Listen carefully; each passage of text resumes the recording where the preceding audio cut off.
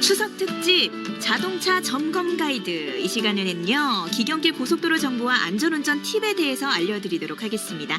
김경배 교통전문위원 연결되어 있습니다. 안녕하세요. 안녕하세요. 안녕하십니까. 네, 반갑습니다. 네, 자 오늘은 어떤 소식을 또 전해주실 건가요?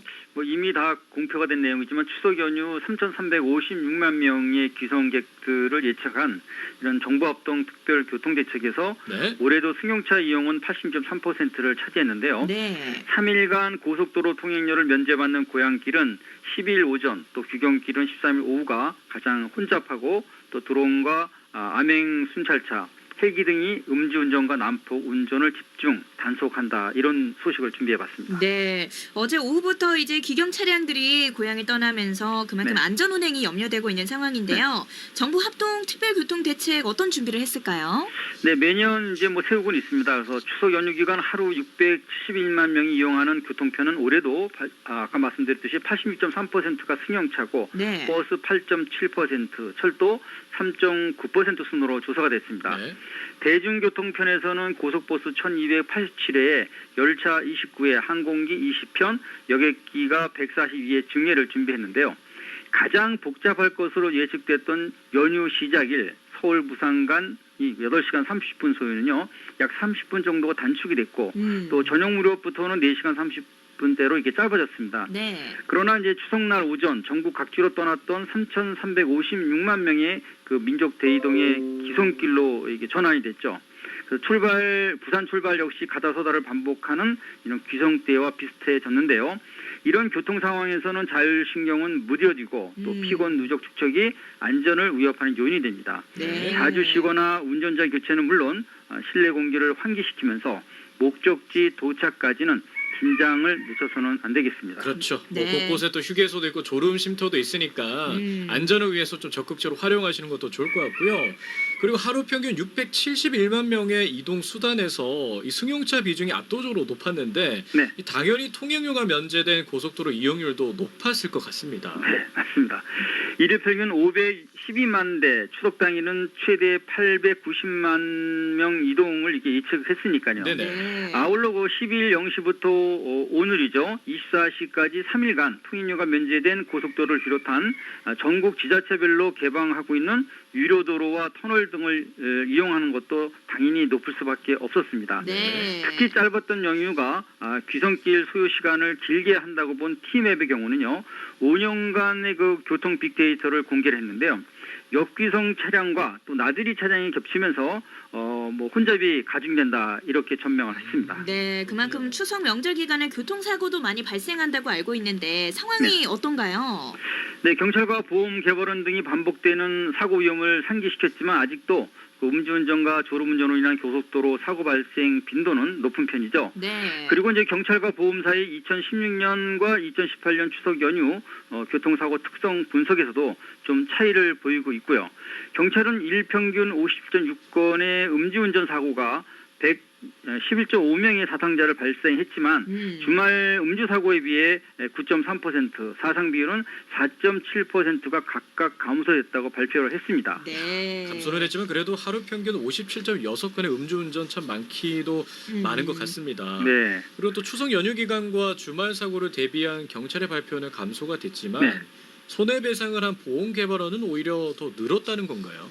아마 전반적인 통계 같습니다. 그 경찰의 그 졸음운전 사고도 주말 일평균 5.7건과 12.6명 사상자 수보다 추석 기간에는 발생은 4.7건, 사상자 수는 11.1명으로 줄었습니다. 네. 물론 졸음 사고 발생 비율 56.6%가 02시부터 06시 사이 새벽 시간대에 집중되고 있다는 점과 또 음주운전보다 더 위험하다는 이런 시각은 같아 보였습니다. 네. 하지만 보험개발원은요, 추석 연휴 기간 음주운전과 무면허로 인한 사고 피해자가 평시 대비 30.9%와 62.3% 정도가 각각 증가됐다는 전에서 이런 격차를 보였다고 생각이 됩니다. 네.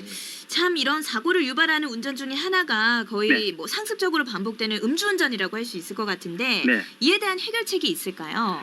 네, 음주운전은 자신이 통제를 못한다면 완벽한 해결책이 될 수 없지만요. 현재 그 20대 음주운전 비중까지 높아지면서 이번 추석 아침 충남 예산군에서 24세 만취 운전자가 낸 신호등 추돌 사고로 뒷좌석 탑승자가 또 숨지는 사고 있었죠. 네. 우리도 선진국처럼 기술적인 방지 제도 도입이 필요하다고 생각이 됩니다. 미국과 프랑스 등이 의무화한 이그네이션 인터락팅 디바이스를 의무 장착하자는 이런 얘기인데요.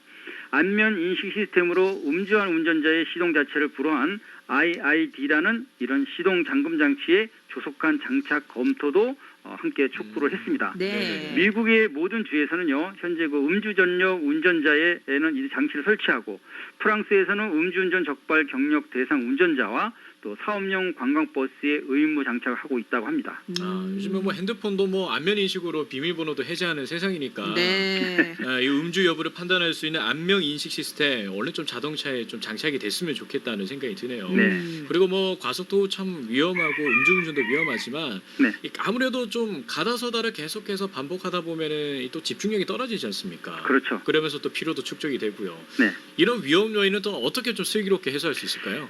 네, 뭐 늘 여러분들이 말씀하시고 계신데 서행과 제동을 반복하게 되면 운전자는 자신도 모르게 거리 감각까지 드러내는 등의 이런 네. 도로 체면 도취 소지가 큰데요. 이런 환경에서는 주기적으로 에어컨은 끄고 창문을 여는 환기는 물론 2시간마다 휴게소나 쉼터를 찾아서 스트레칭과 심호흡으로 극복해내야 합니다. 네. 보상 근거를 분석한 보험개발원 측도요. 네네. 사고 발생 빈도는 항상 추석 당일과 연휴 전날 그리고 추석 다음 날로 이어지고 있다고 했습니다. 장시간 또 운전을 하는 경우가 많기 때문에 네. 더 그런 것 같습니다. 연휴가 마무리되는 내일까지 계속해서 이런 차량 안전 운행이 필요할 것 같은데요. 네네. 고속도로 정보와 운전자 팁도 있다면 전해주시죠. 그 하늘에서는 그 감시 카메라가 탑재된 9대의 드론과 12대의 헬기가 그리고 지상이 차량 행렬 사이에서는 21대의 암행 순찰자들이 서로 공조하는 협업을 이루고 있습니다. 네. 그래서 고속도로 버스 전용 차로와 또 갓길 차로 위반을 비롯 음주, 난폭, 보복 운전 등 이런 위협적인 고위험성과 또 얌체 운행 차량을 집중 단속하게 됩니다. 그래서 이중 암행 순찰차는 21대는요. 주로 통행량이 많은 것으로 알려진 영동과 경부, 서해안 선에서 집중 배치돼 있고요. 네. 졸음운전 취약관과 또 합동 순찰과 단속을 병행하고 있기 때문에 안전운전 고삐를 바짝 당기는 운전 습관은 연휴가 끝나는 그 시간까지 아주 중요할 것 같습니다. 네. 그렇군요. 우리 위원님이 말씀하시는 내용 우리 운전자분들께서 모두 숙지하셨으면 좋을 것 같습니다. 좋겠습니다. 네. 자, 오늘 말씀은 여기까지 나눌게요. 감사합니다. 네, 감사합니다. 네, 지금까지 김경배 교통전문위원과 이야기 나눠봤습니다.